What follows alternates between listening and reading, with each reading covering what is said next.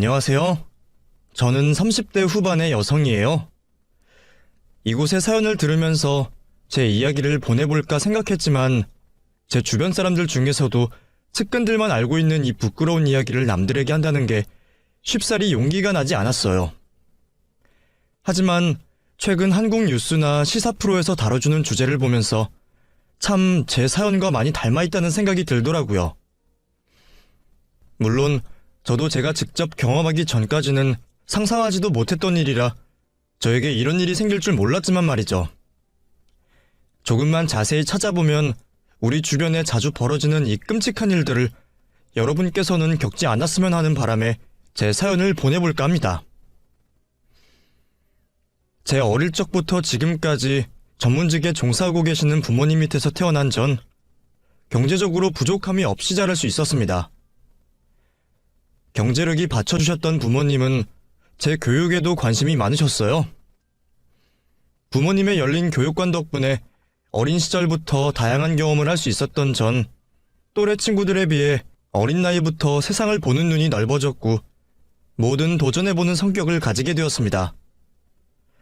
학교 생활을 하게 되면서도 학업 이외의 취미들에도 여러 지원을 해주시던 부모님 덕분에 저는 대학 입학을 하고 나서 제가 해보고 싶었던 사업을 해볼 수 있었어요. 아르바이트로 모은 작은 목돈으로 시장에서 옷을 사입해와 인터넷에서 파는 쇼핑몰을 하게 된 거죠.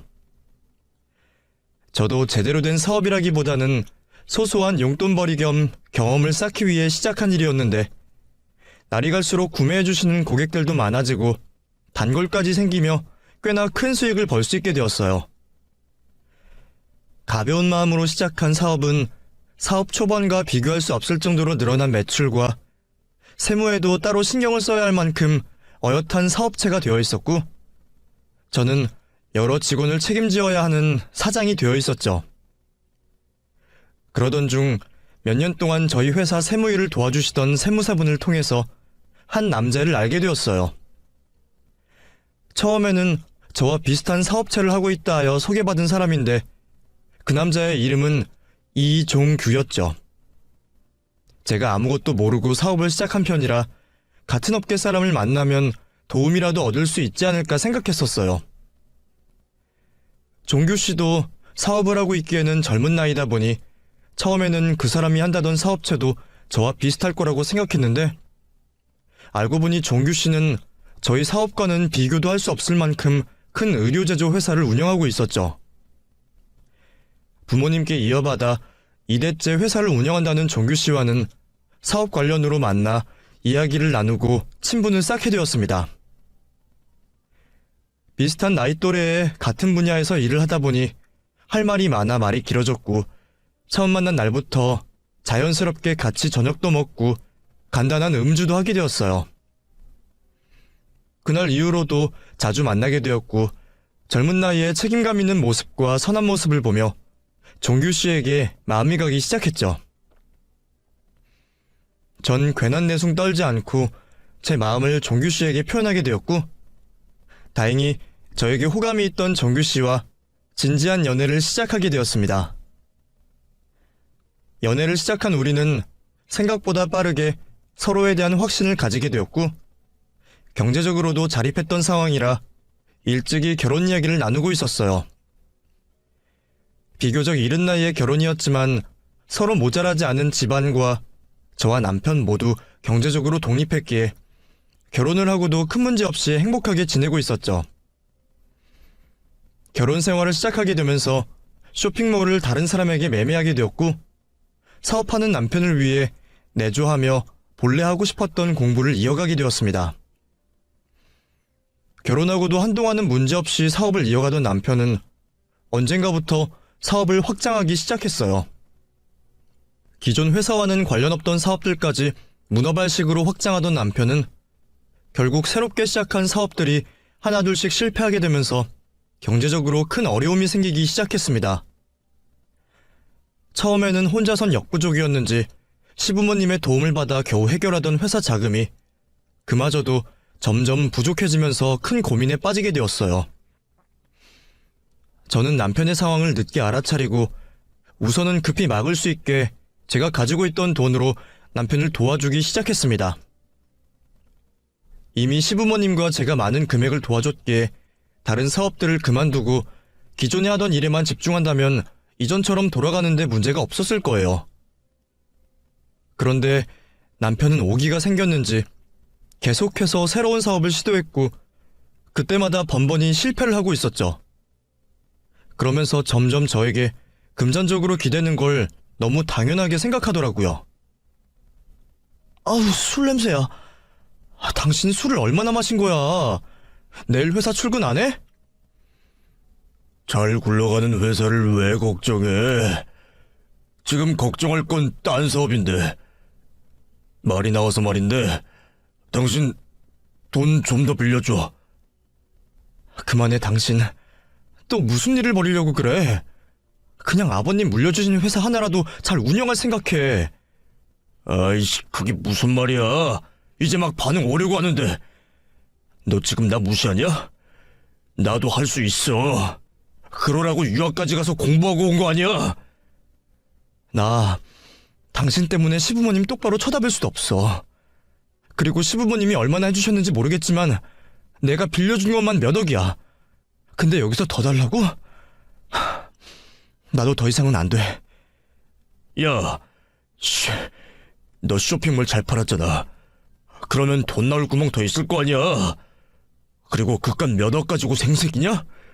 내가 잘 되면 장인어른이나 당신이나 다 좋은 거 아니야? 능력도 없이 사업만 벌려놓으면 뭘 해? 가지고 있는 사업이나 잘해도 모자란 판에. 뭐? 너 지금 말 다 했냐? 제가 더 이상 돈을 빌려주지 않자 남편은 점점 화를 내기 시작했습니다.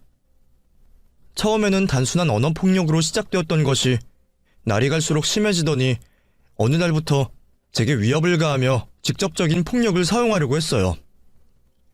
하다하다 손찌검까지 하려는 남편을 보게 된 전 그날 바로 부모님 댁으로 피신했고 당장 남편과 이혼을 진행했습니다. 미안해, 민지야. 내가 술을 먹어서 감정 격해졌나 봐. 나 한 번만 용서해줘라. 우리가 이렇게 쉽게 헤어질 수 없잖아. 서로 얼마나 사랑했는데. 내가 사업이 잘 안 되니까 힘들어서 그랬어. 나 이제는 당신이 하라는 대로 할게. 그동안 일은 없었던 일로 하자. 어? 뭐? 이제 와서 실수라고? 말이 되는 소리를 해. 그때 당신 그렇게 취하지도 않았고 충분히 사리분별할 수 있었어. 욕하는 거야 감정이 격해져서 했다고 치자. 아무리 그래도 손까지 올리는 건 나 절대로 받아들일 수 없어. 그럼 정말 나랑 이혼하겠다는 거야? 내가 다 잘못했다고 하잖아. 실수였다니까? 실수가 아니라 미수겠지. 사실 내가 이번에 도망 나와서 다행인 거지. 당신 이전부터 폭력적인 모습 보여줬잖아. 당신 사업 안 풀릴 때마다 괜히 윽박지르고 욕하면서 공포 분위기 조성하고 걸핏하면 물건 부수고 욕하고 그러다 이번에는 손까지 올렸지. 그런데 이번에 내가 그냥 넘기면? 다른 건 몰라도 나 가정폭력범과 살 수 없어. 뭐? 가정폭력범? 이게 미쳤나? 야, 사람을 몰아도 범죄자로 몰아? 네가 나랑 헤어지고도 잘 살 수 있을 것 같아? 내가 그걸 뻔히 보고 있을 것 같냐고? 나랑 이혼하기만 해봐. 분명히 말하지만 나 어릴 때부터 당한 거 있으면 배로 갚아주는 놈이야. 감당할 자신 있으면 어디 해보라고. 결혼을 하고 나서도 저에게 화 한 번 내지 않던 사람이었는데 제가 사람을 너무 빨리 판단했나 봅니다. 결국 이혼 합의를 하러 만난 자리에서도 소동을 피운 남편은 주변 사람들의 신고로 저와 분리될 수 있었고 저는 부모님 집에서 지내며 이혼을 진행해 나갔습니다. 하지만 남편은 이혼 소송 중에도 집요하게 수십 수백 번이나 저에게 연락을 해왔고 그때마다 지킬 박사와 하이드처럼 전혀 다른 사람 같은 양면의 모습을 보여주었습니다. 한없이 순한 양처럼 굴다가도 제가 조금이라도 자신의 말에 거역하거나 의도대로 행동하지 않으면 절 죽일 것처럼 대하는 남편의 모습을 지켜보며 그런 결혼 생활을 이어가는 건 미친 짓이라 생각했어요. 다행히 남편과는 무사히 이혼을 할 수 있었고, 이혼 후 저도 제 삶을 다시 찾는 듯 했죠. 그렇게 몇 달 동안은 이혼 소송으로 지친 제 몸과 마음을 재충전하며 앞으로의 삶을 계획하고 있었습니다. 이전 일들을 잊는다는 게 쉽지 않은 일이었지만 하루빨리 잊으려 노력하고 있었고, 그렇게 제가 다시 싱글 라이프에 적응해가고 있을 때쯤 잊고 있던 전 남편이 다시 저에게 찾아왔어요. 이혼 과정 중 스트레스로 인한 폭식으로 살도 많이 찌고 건강도 많이 망가졌던 제가 새로운 마음으로 헬스장을 등록하고 다니고 있었는데, 그걸 어떻게 알았는지 전 남편이 우연을 가장해 저에게 접근한 거였죠. 당신 여기 다녔구나. 반갑다. 당신 어떻게 알고 온 거야? 잠깐만. 귀찮게 하지 않을게. 나는 당신 여기 등록한지 몰랐어. 정말 우연이야. 그렇다고 우리가 그냥 사이도 아닌데 모른 척 지나가? 우리 비록 안 좋게 헤어졌지만 이제 다 지난 날이잖아. 그냥 오다 가다 인사 정도는 하면서 지내자. 당신 불편할 테니 내가 운동하는 시간은 바꿀게. 괜히 등록한 운동 그만두지는 말고. 피하려는 제게 일방적으로 말을 건 전 남편은 저와 시간대를 바꾼다고 했지만 그 이후에도 우연을 가장해서 저와 마주치게 되었고, 결국 제가 시간대를 바꾸어 전 남편을 피하게 되었죠. 그 이후 전 남편과 마주치지 않게 되자 그제서야 혹시 제가 예민하게 굴었는지도 모르겠다라는 생각을 하게 되었어요. 하지만 그 이후에 벌어진 사건만 보더라도 제가 예민한 게 아닌 예상이 맞았던 거였어요. 민지야, 우리 마주쳐도 인사 정도는 하자니까. 이 시간대로 바꾼 거구나. 난 오늘 저녁 약속이 있어서 지금 나온 건데 혹시 끝나고는 뭐해? 당신 일부러 계속 시간 바꾸는 거 알아. 당신 말처럼 우리 안 좋게 이혼한 거잖아. 나 당신 불편하니까 이런 행동 안 했으면 싶어. 100번 양보해서 마주치는 게 우연이라고 치자. 그럼 우연이라 생각하고 서로 조용히 운동만 하고 가자. 그래. 난 오랜만에 보니까 반가워서. 저번에 너도 별말 없길래 나랑 비슷한 거 했어. 그래, 미안하다. 운동 열심히 해. 귀찮게 안 할 테니까. 웬일인지 제 말에도 별대꾸 없이 사라지는 전 남편을 보면서 이제는 말이 통하는구나, 다행이다 싶었습니다. 그래도 혹시 몰라 저는 아예 헬스장을 바꾸게 되었어요. 운동하는 시간도 전 남편이 회사에 있을 시간으로 다니면서 혹시나 우연을 가장해 또 저에게 접근할 전 남편을 피하려고 노력했습니다. 왜 내가 그 사람을 피해야 하는지 이해되지 않았지만 그렇게까지 해야 했네요. 운동을 하며 건강해지는 제 몸처럼 전 남편과 있었던 일들도 점점 잊혀져 갔어요. 조금씩 다시 용기가 생기게 된 저는 제가 하고 싶어 하던 공부를 하기 위해 대학원에 진학을 했고, 남은 시간은 여러 취미를 하며 보내게 되었습니다. 너무 일찍 하게 된 잘못된 선택으로 꼬여버린 제 인생도 이제는 느리지만 천천히 풀려가고 있다고 생각하던 때에 전 남편이 다시 제 앞에 나타났습니다. 그쯤 저는 학교를 가기 전 항상 아침에 운동을 가곤 했어요. 그날도 운동을 마치고 학교를 가려는 순간 회사에 있어야 할 전 남편이 제 앞에 나타난 겁니다. 민지야, 이런 곳에서 다시 보네. 반갑다. 어디가? 나 당신이랑 할 말 없어. 당신 갈 길 가. 야, 좀 너무하지 않냐? 우리가 같이 산 세월도 있는데. 애정은 없어졌다고 하지만 하다못해 전우애 정도는 있는데 그냥 길에서 인사할 수는 있잖아. 나도 전 와이프가 어떻게 지내나 물어볼 수 있는 거고. 전에도 말했지. 당신 나 쫓아다니는 거잖아. 내가 모를 것 같아? 당신이 오늘 여기에 있는 게 우연이라고? 왜 여기 있는데? 당신 회사는 어떻게 하고? 여기 당신 아는 사람도 없는 동네잖아. 그런데 하필 내가 운동 끝나는 시간에 내 앞에 이렇게 나타난다고? 그리고 그 전에 일도 우연이고, 당신 한 번만 더 내 앞에 나타나면 나 당신 스토킹으로 경찰에 신고할 거야. 뭐? 스토킹? 신고를 한다고? 하, 이게 미쳤나, 씨. 야, 내가 널 왜 쫓아다녀? 너가 뭐가 잘났다고 내가 쫓아다니냐고? 애초에 먼저 좋아하는 것도 너 아니냐? 그때는 사귀어달라고 고백해놓고 뭐? 쫓아다녀? 신고를 해? 야, 네가 어떤 남자를 만난진 모르겠지만 남자 만나게 돼서 우쭐하나 본데 너 그 정도 아니야. 너처럼 남자한테 쉬운 여자 관심 없어. 너나 나한테 헛소리하면 내가 가만 안 둘 테니까 피차 서로 마주치지 말자. 제가 아무리 도망 다녀도 전 남편은 어떻게든 저를 찾아내는 듯 했습니다. 잊을만 하면 나타나는 그 사람 때문에 이제야 자리 잡아가는 제 일상이 흔들리는 듯 했죠. 결국 저는 계속되는 남편의 접근을 부모님과 상의하게 되었습니다. 꾸준히 증거를 모아 경찰에 신고도 해보았지만 접근 금지 외에는 별다른 방법이 없다고 했어요. 사람이 죽어야만 해결이 난다는 건지 결국 안타깝지만 피해자인 제가 전 남편을 피해 다니기 시작했어요.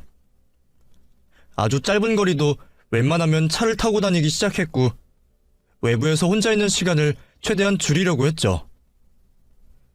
그렇게 언제 불쑥 나타날지 모르는 전 남편으로 우리 가족 모두가 고통받고 있을 때 전 남편은 자신의 시야에 제가 보이지 않아 답답했는지 이제는 대놓고 저희 집 앞을 서성이고 있었습니다.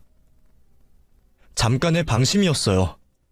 집 앞에 있는 편의점에 다녀오려고 했던 저는 자고 계시는 부모님을 깨우기 싫어 혼자 밖을 나서게 되었고 이른 새벽 시간이라 아무 일이 없을 거라 생각했습니다. 그런데 집으로 돌아오는 길에 집 앞에서 전 남편을 마주치고 만 겁니다.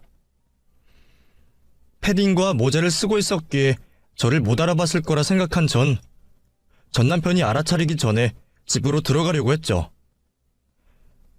그런데 어떻게 하라는지 전 남편이 제 앞을 막았어요. 야, 내가 너 잡아먹기라도 하냐? 왜 날 피해? 이거 왜 이래? 당신 접근 금지인 거 몰라? 경찰서 가고 싶어? 신고하기 전에 이 손 놔. 야, 너 일부러 이러는 거잖아. 내 관심 끌려고. 그만해라. 내가 예전 일 잘못했어. 앞으로 네 말 잘 들을 테니까 쇼 그만하자. 쇼라니, 무슨 소리야? 나 분명 말했어. 신고한다고. 야, 이씨. 신고해봐. 뭐 어쩔 건데? 야, 너 솔직히 말해봐. 이혼하기 전부터 남자 생겼지? 그래서 이혼한 거지? 누구야? 어떤 놈인데? 헬스장? 아니면 대학 교수야? 누구냐고? 제 비명에 깬 부모님께서 경찰에 신고를 하셨고 아버지께서 내려오셔서 절 잡고 있던 전 남편과 실랑이를 하게 되었습니다. 결국 경찰이 오게 되면서 전 남편은 연행되어 갔지만 그날의 일은 저에게 큰 충격으로 다가왔어요. 잠시 동안이었지만 전 남편 입에서 나온 이야기들은 모두 헛소리였고 정상적인 대화가 통하지 않는 전 남편이 점점 더 무서워졌죠. 거기다 전 남편에게 따로 조치된 것은 접근 금지 명령 위반으로 인한 벌금밖에 없었고 별다른 처벌도 없이 그날 바로 훈방이 되었다고 들었어요. 공권력에도 해결되지 않는 전 남편 때문에 전 바깥 외출이 두려워지기 시작했고 이전보다 더 조심스럽게 행동하게 되었습니다. 불안한 마음에 전 남편이 없는지 하루에도 몇 번이나 창밖을 몰래 확인해야 했고 나갈 일이 있으면 꼭 누군가와 동행을 하게 되었죠. 부모님께선 사설 경호라도 맡기자고 하셨지만 저 때문에 더 힘들어하시는 부모님 마음을 알고 있어 애써 괜찮은 척 되려 용기 있는 모습을 보여주었습니다. 그러다 그 사람을 만나게 되었네요. 그날도 대학원을 가기 위해 차를 타고 나가고 있었는데 모르는 웬 남자가 주차장을 나서는 제 차를 두들겼죠. 저 박민지 씨 맞으시죠? 네, 그런데요? 전에 접근금지 건으로 신변보호 요청하셨죠? 네? 그런가요? 네. 이종규 씨가 전 남편분 되시고 2주 전에 접근금지 명령 위반으로 신고하셨고요. 이제부터 저희 쪽에서 보호해드릴 테니까 이 번호로 나중에 연락주세요. 박민지 씨 생활 패턴을 알아야 저희도 능동적으로 관리를 할 수 있어서요. 그럼 이만 가보겠습니다. 전 남편이 소동을 벌인 날 저도 모르게 어떻게 된 건지 신변 보호인이 되어 있다고 했고 다행히도 그날부터 전 남편 보복에 대하여 저를 보호해 주시는 형사분이 생겼습니다. 그날 이후로 집 근처로 순찰도 자주 도는 것 같고 항상 제 옆에 누군가가 있다는 생각에 심적으로도 많이 안심이 되었어요. 제 주위에서 감시를 해주시는 그 형사분과도 안면을 트게 되었고 외출할 때도 걱정 없이 나갈 수 있었죠. 그러다 또 전 남편이 한 번 더 등장했습니다. 대학원 수업을 마치고 집으로 가기 위해 차문을 열려는 순간 남편이 제 손을 잡더라고요. 민지야, 잠깐 얘기 좀 하자. 이거 놔!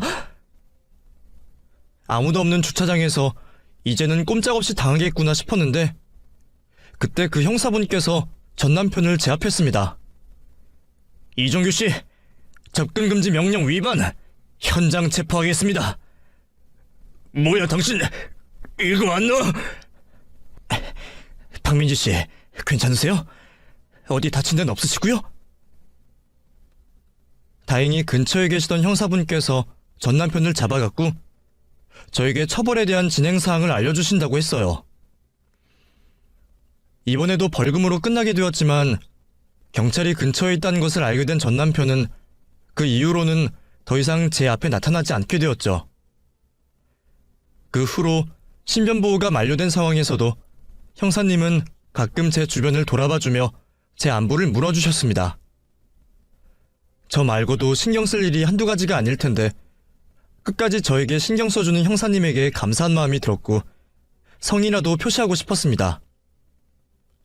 처음에는 감사한 마음에 식사 정도 대접하려고 만난 자리였는데 오랜만에 이성과의 자리 때문인지 복합적인 감정이 들었던 것 같아요. 전 남편과 문제가 있고 난 뒤 처음으로 마음 편하게 외부에서 즐길 수 있었던 시간이었고 그간 보호받고 있다는 느낌 때문인지 저도 모르게 승용 씨에게 많이 기대고 있었나 봅니다. 즐거운 식사를 하고 난 이후로 저와 승용 씨는 사적으로 연락을 하게 되는 사이가 되었습니다. 전 남편 일과 형사 일로 서로 걱정하는 안부를 매일 묻다 보니 비슷한 나이 또래였던 저희는 자연스럽게 친구 사이가 되었어요. 물론 서로의 마음이 친구 이상이었다는 건 알고 있었습니다. 하지만 이미 실패한 결혼으로 남자에게 호되게 당해본 전 마음을 연다는 게 쉽지 않았어요. 저는 승용 씨와 친구로 남기를 바라면서 계속해서 만남을 이어왔고 혹여 승용 씨가 분위기라도 잡을라 하면 모른 척 그 자리를 얼렁뚱땅 넘기곤 했습니다. 제가 모든 걸 다는 알 수 없었지만 경찰이라는 직업과 이전에 있었던 사건으로 제게 믿음을 주었던 승용 씨는 알아갈수록 좋은 남자라고 생각되었습니다. 그런 제 마음을 알고 정확하게 관계를 정리하고 싶었는지 승용 씨가 먼저 저에게 고백을 해왔습니다. 민지야, 너도 이제 알겠지만 나 너 이성으로서 좋아해. 물론 민지 너가 쉽게 결정 못한다는 것도 알고 너가 괜찮아질 때까지 기다려줄 수 있어. 그때가 언제인지는 너도 모르겠지만 내가 그때까지 기다려도 될까? 미안해 오빠. 오빠 말처럼 아직 나는 누군가를 만날 준비가 안 된 것 같아. 이전 내 과거의 일이 너무 충격이었나 봐. 오빠한테 기다려달라는 말 내가 너무 이기적인 거라 할 수도 없고. 아니야. 솔직히 이야기해줘서 고마워. 그거면 됐어. 네가 나를 어떻게 생각하는지 말이야. 사실 내 일방적인 짝사랑 아닐까 생각했거든. 단순히 친구로서 나를 생각한다고. 그러면 난 이제 기다릴게. 너무 부담스러워하지 말고 우리 이전처럼 편하게 지내자. 승용 오빠는 제 기약 없는 상처가 아물 때까지 기다려준다고 했습니다. 어느 여자가 그런 감동적인 말을 듣고 넘어가지 않을 수가 있겠어요? 하지만 제 몸과 마음은 아직 트라우마를 떨치지 못했는지 저희는 친구로 오랜 시간을 보냈습니다. 그러다 오빠의 변함없는 모습에 드디어 연인이 되었죠. 긴 시간 끝에 연애여서 그런지 아니면 처음부터 만났어야 할 인연이었는지 오빠와 저는 마치 오랜 시간 동안 만나왔던 연인처럼 모든 게 잘 맞았습니다. 정말 신기하게도 모든 취향이 저와 비슷했어요. 이전에 친구 사이로 만남을 이어올 때도 서로의 취향이 비슷하다고 생각했지만 연인이 되어서 더 자세히 알게 된 오빠는 정말 거의 똑같을 정도로 좋아하는 것들이 비슷했죠. 처음 오빠 혼자 살고 있는 집을 갔을 때도 그랬어요. 오빠! 이 장식장이랑 테이블 나도 있어! 랜턴 등도 똑같네? 와, 진짜 신기하다. 정말이야? 나는 내 주변에 산업 디자인 하는 친구가 있어서 만나면 이것저것 설명해주거든. 그러다가 마음에 들어서 구매했는데 그러게 하나 정도는 모르겠는데 이렇게 많이 비슷한 거면 정말 신기하네. 그러니까 이것 재고도 많지 않아서 나도 구매하고 나서 2주인가? 지나서 받았는데 가격도 비싸고 말이야. 우리 오빠 맨날 박봉이다 그러면서 알고 보니까 잘 나가는 사람이었네.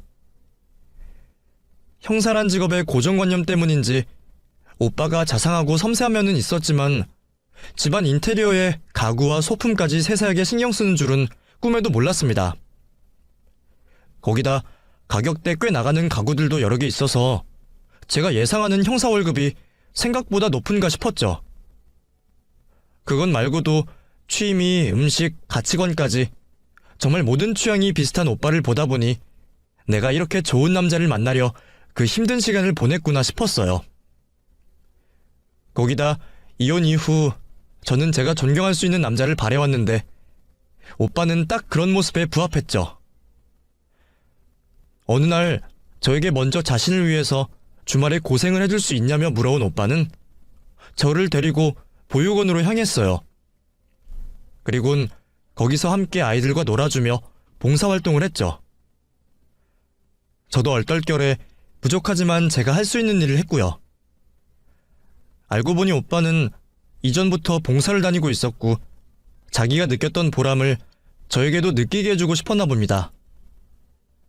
형사일로도 바쁠 텐데도 오빠는 저뿐만 아니라 모든 사람에게 도움을 주고 싶어하는 제가 존경할 수 있는 사람이었습니다. 천생연분인 듯한 오빠와의 만남이 행복했고 부모님께서도 이혼 이후 좀처럼 안정을 찾지 못하던 제가 오빠로 인해서 변해가자 새로운 만남에 대한 걱정을 그만두셨어요. 그렇게 저는 오빠와 새로운 인생을 그리기 시작했고 결혼 준비를 시작했죠. 늦둥이의 외아들이었던 오빠는 경찰이 된 이후 부모님 두 분을 떠나보내드렸기에 저는 오빠의 부탁대로 소박한 결혼식을 하기로 했습니다. 저 또한 이혼과 전남편의 일로 인해 일반적인 결혼식은 부담이 되었기에 오빠의 말을 따르기로 했습니다. 크기와는 상관없이 그 어느 날보다 감동스럽고 행복한 결혼식을 마친 우리 부부는 예상처럼 행복한 신혼생활을 보낼 수 있었어요. 서로 알고 지낸 시간이 길어서 그런지 결혼 전에도 이야기를 나눈 것처럼 우리의 아이를 빨리 가지고 싶었어요. 저는 건강한 몸으로 우리 아이를 가지고 싶었고 임신 계획을 세우고 난 뒤부터 운동과 식단 관리를 하면서 지내게 되었죠. 직업 특성상 바빴던 오빠는 저를 도와주지 못한다며 매번 미안해했어요. 그러면서 임신에 도움될 만한 영양제와 음식을 챙겨주면서 빈자리를 채워주려고 했죠. 저도 그런 오빠의 마음을 10분 이해했기에 챙겨주는 영양제와 음식들을 고맙게 생각하며 일부러 더 챙겨 먹었습니다. 그런데 갑작스럽게 무리를 해서 그런지 며칠 동안 계속해서 복통이 생겼고 이상하게 자도 졸리는 겁니다. 병원에 가보았지만 복통의 이유를 알 수 없었고 의사 또한 단순한 근육통으로 치부했어요. 그런 저의 고통에 남편은 더 많은 신경을 써주었습니다. 당신 대신에 내가 아파야 하는데 속상하네. 의사 말대로 운동 때문일 수도 있으니 우선 집에서 쉬면서 회복에 집중해. 그리고 이건 근육통에 좋은 약이랑 소화기관에 좋은 영양제. 혹시 모르니까 꾸준히 먹어봐. 내가 열심히 알아보고 주변 사람들한테 확인까지 받고 산 거라 도움 될 거야. 고마워 여보. 당신 아니었으면 나 어떻게 살았을까 모르겠어. 당신 걱정 안 하게 빨리 나을게. 저는 남편에게 너무 고마웠어요. 그러나 이전에 안 먹던 걸 먹어서 탈이 났을 수도 있겠다고 생각한 전 남편에게는 미안하지만 저를 위해 챙겨준 약과 영양제를 먹는 척만 하며 남편을 속였죠. 사실 그 문제보다 저는 더 걱정되는 일이 있었어요. 저희 부부 주위에 자주 목격되는 낯선 남자 때문이었죠. 처음에는 제 전남편인 줄만 알았습니다.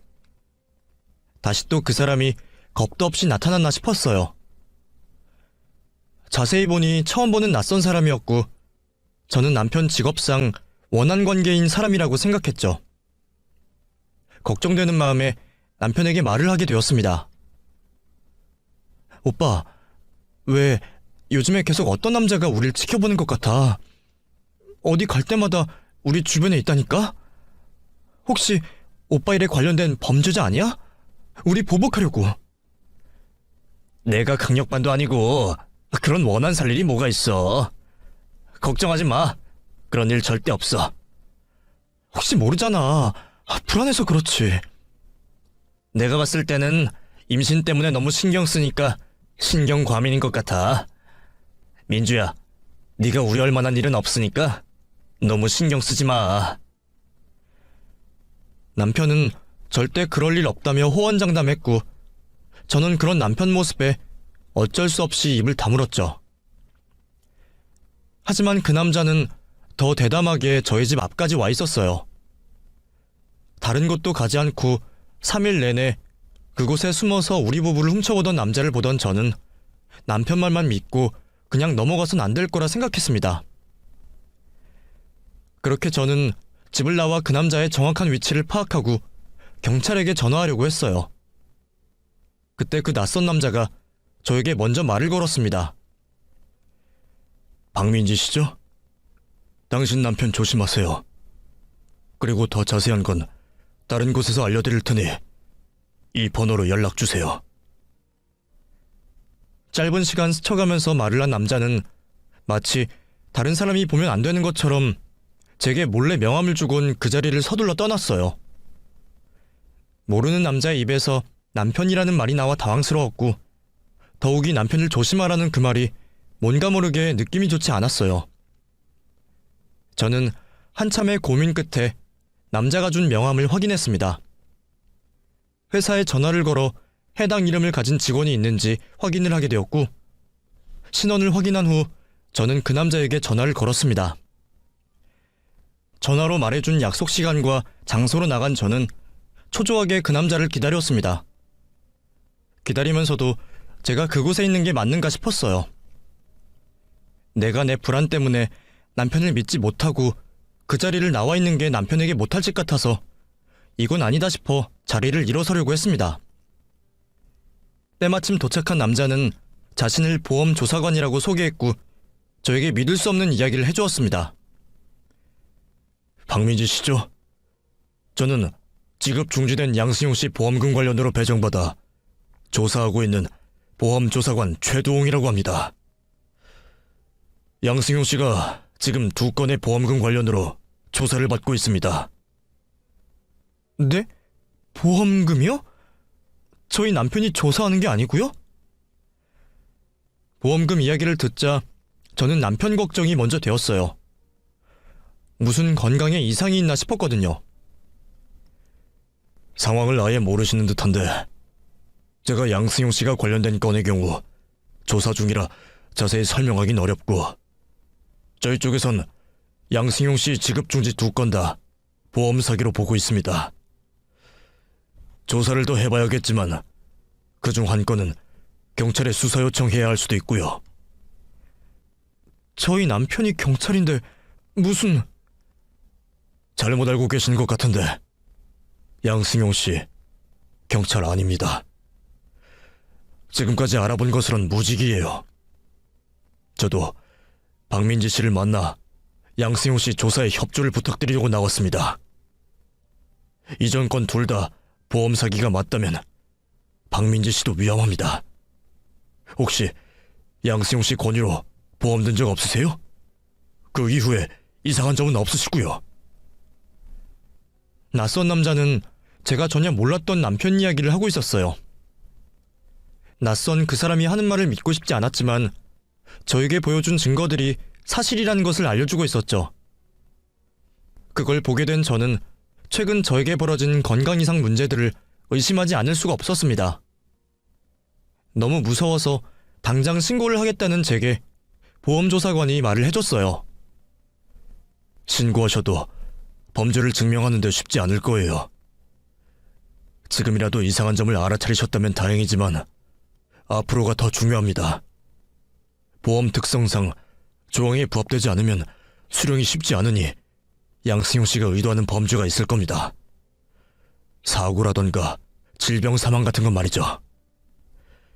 박민지 씨는 이제부터 그런 증거들을 모아야 해요. 동영상처럼 최대한 조작이 되지 않는 법적 효력이 있는 증거를 모아주세요. 제가 계속해서 조사해보며 어떤 증거가 있어야 하는지 알려드릴 테니 그대로 하시면 됩니다. 하지만 무엇보다 위험한 사람이니 직접적으로 위험이 느껴지시면 바로 신고하셔야 해요.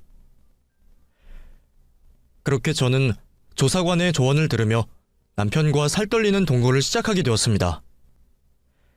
우선은 제대로 확인하고 싶던 전 남편의 경찰 신분증을 찍고 해당 경찰서에 전화를 해보았죠. 해당 경찰서에서는 양승용이라는 경찰이 없다고 했고 이로써 저도 확실히 할 수 있는 마음을 먹게 되었습니다. 하루하루가 불안했지만 아직 제가 자신의 정체를 안다고 생각 못하는 남편을 속이면서 증거를 모으기 위해 최선을 다했어요. 가장 먼저 한 행동은 가정용 CCTV를 다는 것이었습니다. 우선은 거실과 안방에 하나씩을 설치했고 남편 방에는 들키지 않을 소형 카메라를 갖다가 두었죠. 집안에서 최대한 많은 증거를 잡아야 했기에 남편이 안심하고 범행을 계획할 수 있게 전 임신을 위해 헬스와 필라테스와 같은 외부 활동을 한다며 핑계를 대고 밖으로 다녔습니다. 그러다 저는 남편의 접근 의도를 알 수 있는 통화를 확인하게 되었습니다.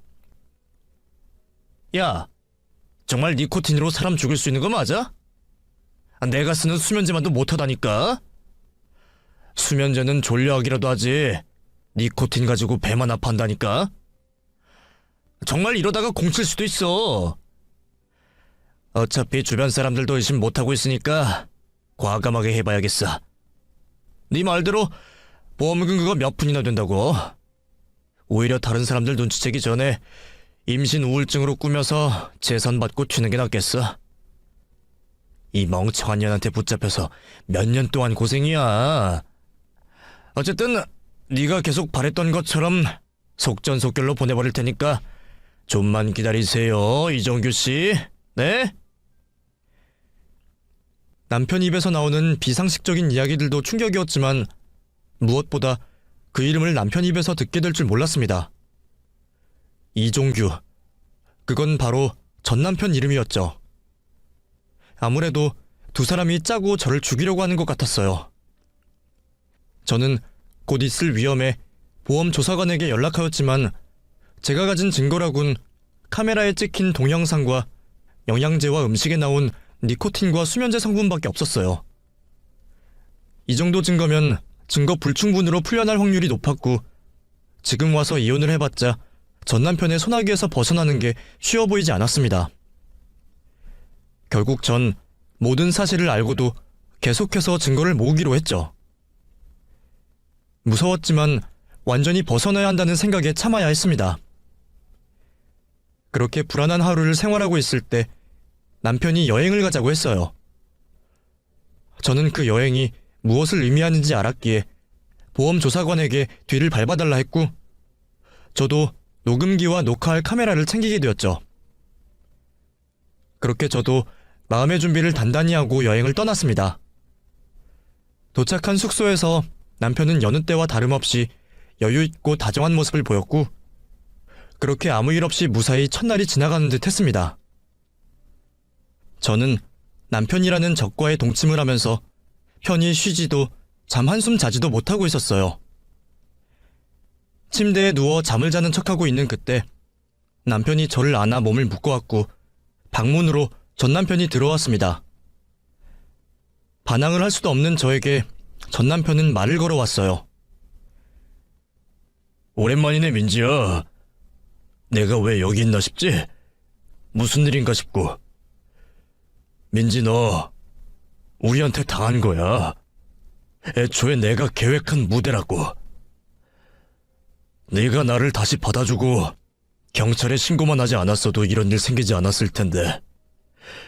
너 승용이 쟤한테 완전히 푹 빠진 것 같더라? 듬직한 경찰 신분에 널 마치 다 알듯이 취향도 똑같고 자상하고. 그게 다 누구 머리에서 나왔겠니? 네가 완벽하다고 생각한 승용이 모습이 결국 내가 만든 모습이라고. 널 완벽히 하는 남자는 나밖에 없어. 그런데 그런 나를 배신해? 나도 이제 너보다는 너네 집 돈이 필요하고, 그건 승용이 쟤도 마찬가지고. 이제 네가 벌받을 차례야, 민지야. 그렇게 전 남편이 저를 위협하면서 다가올 때 경찰차 소리와 함께 형사들이 뛰어들어왔습니다. 순식간에 전 남편과 남편을 제압했고, 저는 그제서야 긴장이 풀려 경찰들에게 살려달라고 울기 시작했어요. 그리고는 경찰서로가 지금까지 있었던 모든 사실을 이야기하고 증거를 제출했죠. 전 남편과 남편은 현장에서 체포되어 수사를 받게 되었고, 몇 달이 지나자 사건의 전말이 밝혀졌어요. 남편이 처음으로 접근금지 명령으로 처벌받은 뒤 저에 대한 복수를 결심하게 되었고, 고의적으로 가상의 인물을 만들어 접근시킨 겁니다. 그게 지금의 남편 양승용이었고요. 애초에 신변보호부터가 전 남편과 남편의 범행 계획의 시작이었습니다. 남편은 전 남편과 계획하에 저를 죽이고 보험금이나 재산을 탈취하려 무려 5년이라는 긴 시간을 저를 속여왔던 겁니다. 세상에 사람 목숨 노리려 5년을 기다리는 사람이 어디 있나요? 너무 길어지는 계획에 빨리 해결하고자 했던 두 사람은 저와 여행을 범행당일로 결정하고 강도살인으로 위장해서 남편만 저를 보호하다 겨우 살아남은 걸로 조작하려 했던 거죠. 다행히 이전부터 남편을 경계하던 제가 조사원분에게 뒤를 밟아달라고 했고, 그 모든 과정을 기록하던 조사관분께서 다른 남성이 범행 도구를 들고 펜션으로 들어가자 지체 없이 신고를 해주신 덕분에 두 사람은 현장에서 체포될 수 있었습니다.